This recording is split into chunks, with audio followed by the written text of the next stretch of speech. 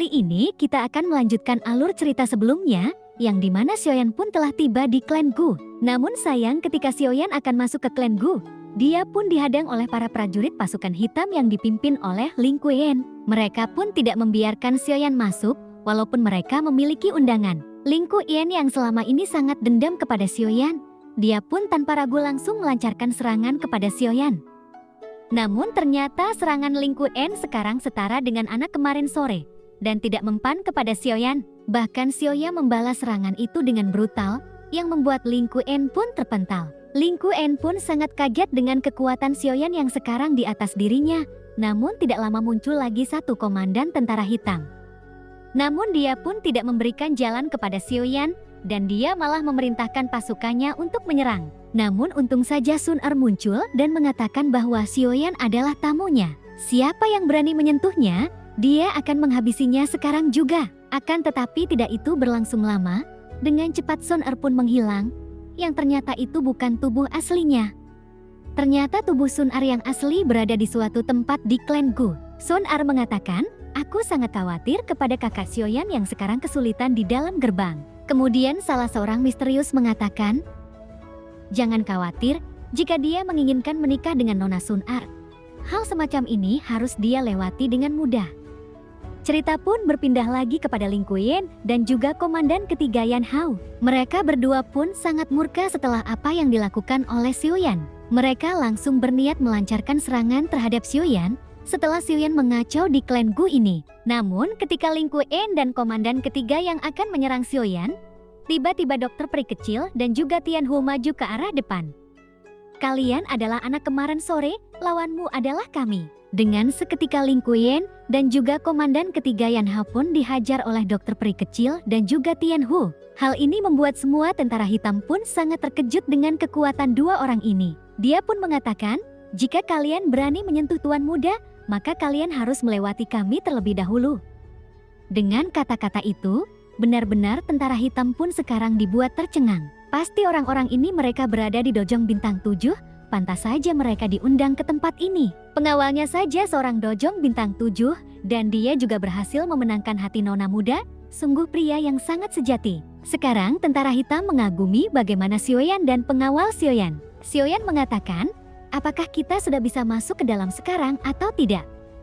Kalau tidak, kita akan melakukan baku hantam sampai kita bisa masuk. Kami akan secara memaksa untuk masuk di klan Gu ini." Xiaoyan pun bersiap untuk melawan semua tentara hitam yang berada di depannya. Xiaoyan pun telah mengeluarkan aura dokinya dan akan bertarung. Namun tiba-tiba ketika Xiaoyan bertarung, muncul lagi seseorang yang lebih mengerikan dari komandan sebelumnya.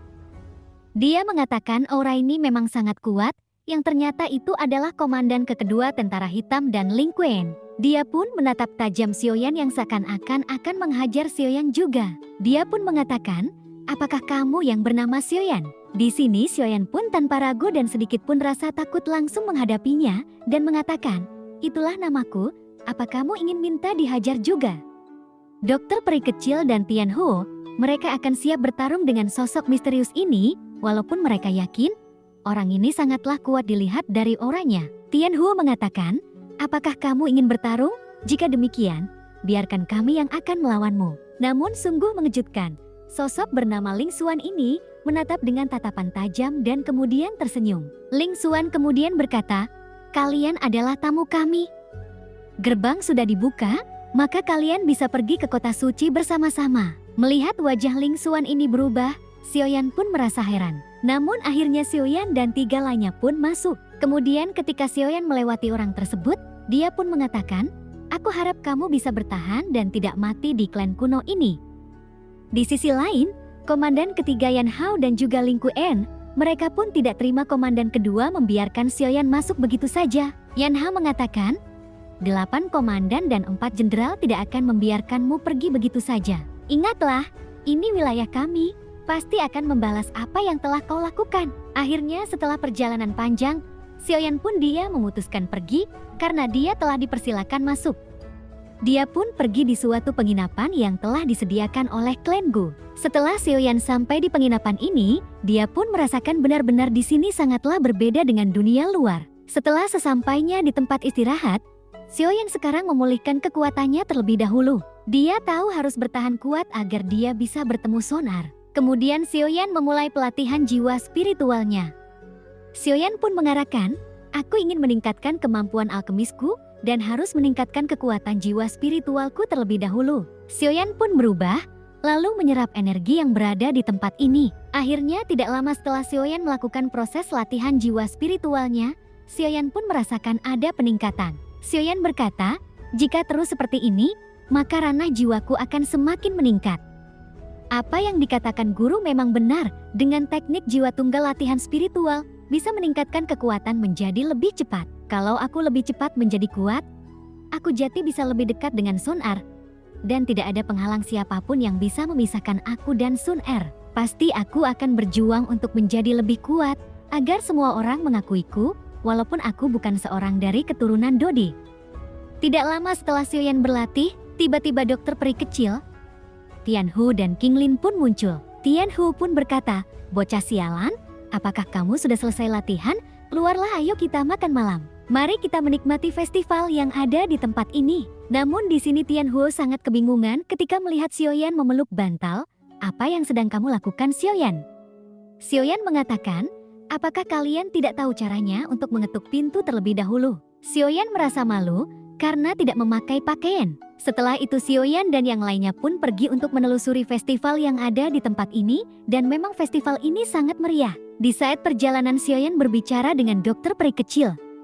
Xiaoyan berkata, aku mendengar perwakilan dari 8 klan kuno juga akan hadir dalam acara ini. Alangkah baiknya kita harus bertemu di tempat ini juga. Dokter peri kecil pun menjawab, sepertinya tidak mungkin, karena kota suci ini sangatlah besar. Bagaimana mungkin kita bisa berpapasan dengan mereka? Tianhu pun di sini mengatakan kepada Xiaoyan, ini adalah festival terbesar di kota kuno, jangan sampai tertinggal, jadi kita harus bersenang-senang sekarang. Sayang sekali kekasihmu tidak ada di sampingmu, jadi kau hanya bisa bermain dengan guling. Mendengar ejekan barusan, membuat Xiaoyan pun marah kepada Tianhu. Tianhu pun mengatakan, dasar pria lemah, cari dan panggil jika kau merindukannya, jangan memeluk guling saja. Xiaoyan mengatakan, mati saja kau, dasar pengganggu. Namun ketika Xiaoyan bertengkar dengan Tianhu, Xiaoyan tiba-tiba berpapasan dengan seorang wanita yang memiliki kekuatan yang sangat kuat dan tak sengaja menyenggolnya. Xiaoyan pun mengatakan, aku minta maaf telah menyenggolmu. Wanita itu menatap tajam ke arah Xiaoyan. Ketika mereka saling menatap, tiba-tiba ada energi muncul di tengah-tengah mereka yang akhirnya menimbulkan ledakan yang sangat mengerikan. Pengawal wanita itu mengatakan kepada wanita itu, kamu baik-baik saja. Apakah pria ini telah mengganggumu? Wanita itu pun langsung mengatakan, bukan apa-apa. Ayo kita lanjutkan perjalanan ini. Tianhu yang melihat hal itu mengatakan, apa yang barusan terjadi di sini? Xian pun merasakan kekuatan orang itu sangatlah kuat. Itu orang-orang dari 8 klan kuno, yaitu klan Yan. Aku barusan telah berpapasan dan berbentrokan tiba-tiba dengan wanita itu. Api yang berada di tubuhnya itu sangat tidak biasa. Aku khawatir peringkatnya berada di atas apiku. Energi yang barusan tercipta adalah akibat 2 bentrokan yang telah terjadi antara 2 api surgawi ini. Hal ini sudah biasa jika 2 api surgawi berdekatan, maka mereka akan saling berbentrokan, dan bahkan akibat bentrokan ini, beberapa toko pedagang terbakar di belakang. Xiaoyan berkata, jangan bilang aku yang telah melakukannya. Kemudian pedagang itu pun mengatakan, toko milikku yang sudah diturunkan selama 3 generasi, hangus begitu saja. Kalian harus membayar apa yang telah kamu lakukan. Akhirnya setelah perjalanan festival yang panjang, mereka pun kembali ke penginapan beristirahat dan kembali memulihkan kekuatannya. Tanpa terasa esok hari pun tiba, yang dimana sekarang Xiaoyan akan pergi ke klan Gu untuk menghadiri upacara kedewasaan Sun Er. Tianhu mengatakan, aneh sekali hari ini tidak ada yang mencari masalah dengan kita. Apakah mereka telah menyerah untuk melawan kita? Xiaoyan mengatakan, kita harus tetap berhati-hati. Mungkin mereka sudah menyiapkan sesuatu yang besar untuk kita.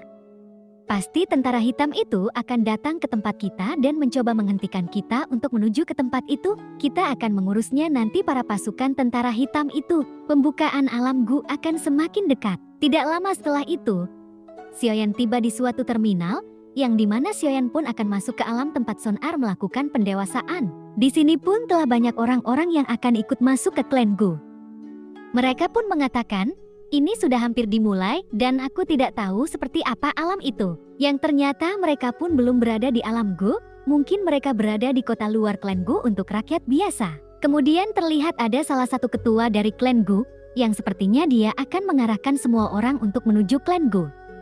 Dia pun mengatakan, pada kesempatan kali ini, semuanya dipersilakan untuk datang di sini, dan aku yang bertanggung jawab dalam penyambutan dan membimbing kalian semua. Xiaoyan yang mendengar itu sangat senang.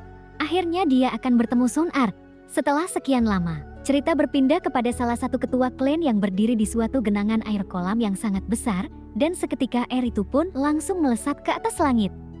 Hal ini membuat semua orang pun sangat terkejut, yang ternyata laki-laki tua itu sedang membuka jalan untuk menuju ke alam Gu. Semua orang pun sangat senang, mereka bisa melihat alam Gu, dan terlihat alam Gu memang sangat indah, dan masuknya pun hanya bisa masuk menggunakan jalan ini. Banyak bebatuan yang mengapung di udara, dan pria itu pun mengatakan, semuanya selamat datang di klan Gu. Cerita pun berpindah kepada Tianhuo, dia merasakan di tempat ini sangat berlimpah berkali-kali lipat energinya dibandingkan dunia luar. Jika berkultivasi di sini, pasti akan mendapatkan hasil ganda. Dengan setengah usaha, tempat ini memang sungguh memiliki kemampuan yang sangat unik. Aku sangat kagum kepada tempat klan Gu ini, yang telah diciptakan oleh seorang Dodi. Cerita pun berpindah kepada Xiaoyan. Xiaoyan pun menoleh ke belakang dan akhirnya dia pun melihat orang yang sebelumnya telah berpapasan dengan dirinya dan mereka berasal dari klan Yan. Mereka juga akan masuk ke klan Gu. Kemudian salah satu orang dari klan Yan berkata, di tempat sebesar ini mereka tidak akan membiarkan kita terbang sendiri. Jika itu terjadi, akan melelahkan. Salah satu ketua klan Gu menjawab, tentu saja kalian tidak terbang seorang diri. Kami telah menyiapkan alat transportasi untuk kalian. Akhirnya tiba-tiba kapal besar pun muncul di atas langit. Hal ini membuat semua orang yang berada di situ sangat kagum melihat kemegahan kapal ini. Bahkan Xiaoyan dan juga Tianhuo dia sangat kagum dengan kemegahan kapal ini. Tianhuo pun mengatakan, layak jika klan Gu menjadi yang terkenal karena mereka sungguh kaya. Mereka menggunakan kapal terbang untuk menyambut seorang tamu. Akhirnya salah satu ketua klan Gu mengatakan, kalian sekarang boleh masuk ke dalam kapal. Akhirnya semua orang pun mereka masuk untuk melakukan perjalanan ke klan Gu. Kemudian salah satu ketua klan Gu pun mengatakan, lewat sini di depan ada beberapa ruangan untuk istirahat kalian. King Lin pun dia sangat bahagia tiba di klan Gu.